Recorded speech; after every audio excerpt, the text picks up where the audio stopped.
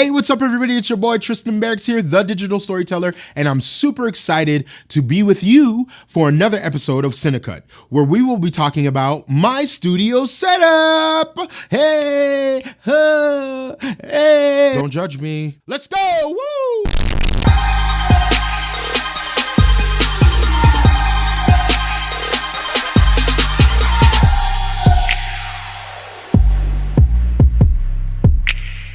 So a few weeks ago, one of my friends asked me about my studio setup, and I thought to myself, well, that was a pretty cool question as I was telling him what I was using, and I realized that quite a few people were intrigued or wanted to know about how I set up my studio for vlogging, and I kind of wanted to show you, just to kind of show you how easy it is and some of the things you may want to think about, whether it is the camera that you use, the lighting that you use, the mics that you use, or even the background and the backdrops and all the other accessories that you may want to think about when considering how to start up and create your own studio space in your home. Honestly, you don't have to spend tons of money to be able to have a decent studio space to film vlogs like this or other things that you want to create. While we have my C100 rolling, I'm going to also have my A7S rolling, showing you kind of my setup, and we can go from there. All right, so let's go.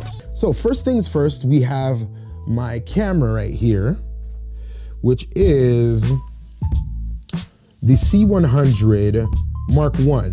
Now, for those of you that don't know, the C100 came out in 2011 or 2012, and to be honest with you, it's probably been one of the best cameras I've ever owned and I've ever used. I know a lot of people are off it and they're like, oh, well, it doesn't shoot 4K, but it still has a 4K sensor. And the thing that I really like about it, let me come over here a little bit, are all of the extra settings. So the big thing that you wanna think about when you are setting up your studio is you wanna think about things like, how am I gonna get audio to my camera? How am I going to have a good, reliable setup that doesn't take me long to set up with at all, right? Because again, the longer that it takes you to set up, the more likely you are not to actually do anything, right? Not to actually film, not to actually get any of your filming done. We have all of our customizable options. I got my 5-hour battery on there, so I can just have it rolling. And then the thing I really like about it again is it has a full HDMI port to it.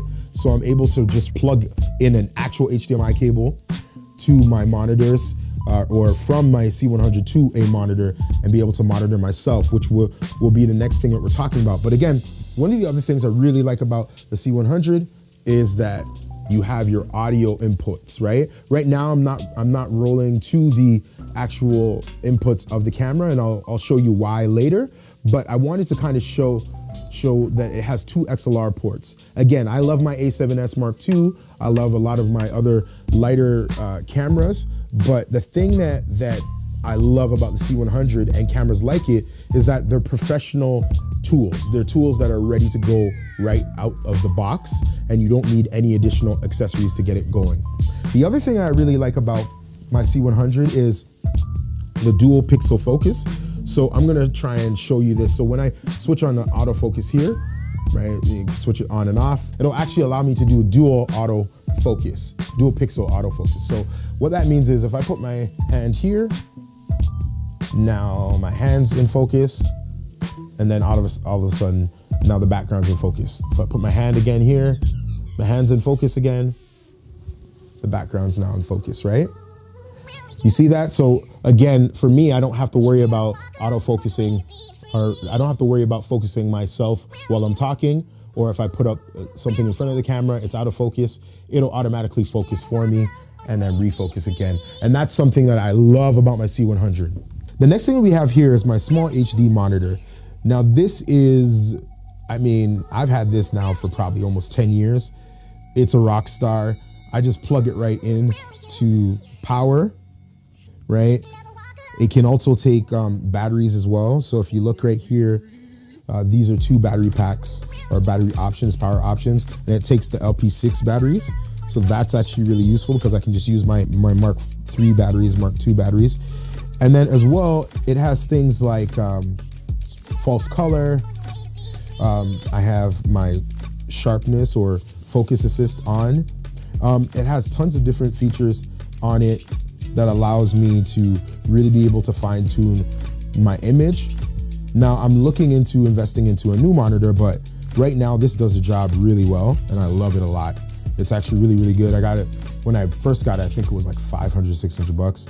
Now you could probably get it used for maybe 100 bucks, 150 bucks. If you're just looking for something that is very simple, sharp, and does a job for you, it's a really nice monitor. I've had it for a while now. You could probably get better monitors, but it's still an option. So now let's talk about lighting. My lighting, I just have to say this. I love my Aperture 120D Lightstorm. It is by far the best light I've ever owned in my life. I love it.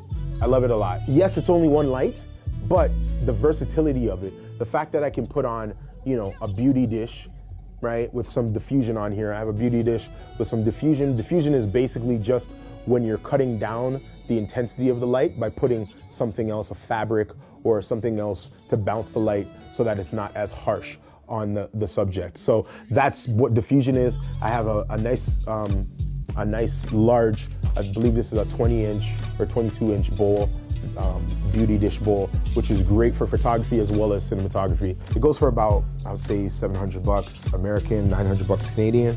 I can control all of my dials here. So if I want to dial in my intensity, I can pull it all the way up, and then I'll show you here. So that's how it looks. Let me just focus here. That's how it looks right now.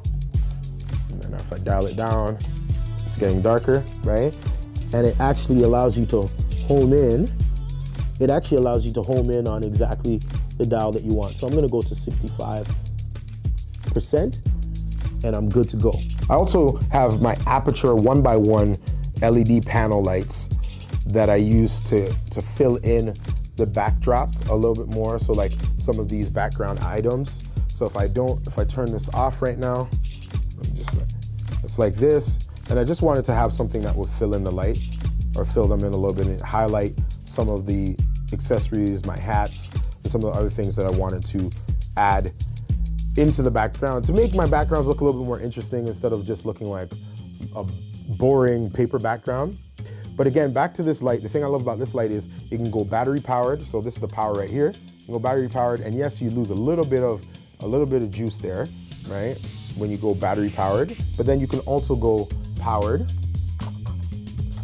let me just push this in, and you get a little bit more punch to it. So, you know, when in doubt, if I don't have enough outlets, or for some reason I just got a running gun and I need it battery powered, it can go battery powered. I know I lose maybe a stop of brightness, but it's still really, really, really nice. And the other thing that's really cool, I don't know if you noticed this, but it actually charges the batteries while it's plugged in. That's great. The third light that I have is my background light. This is just an LED bulb, like legit.